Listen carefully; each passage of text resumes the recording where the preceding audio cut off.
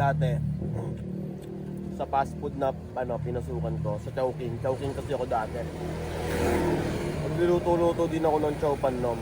Kahit hindi ako cooker, sinasabi ko sa trabaho ko na patry ako ng ganyang trabaho na luto-luto. Tangina, ang hirap noon, ang hirap. Nakakangalay sa sa braso. Kasi hindi mo pwedeng hindi mo siya pwedeng tigilan.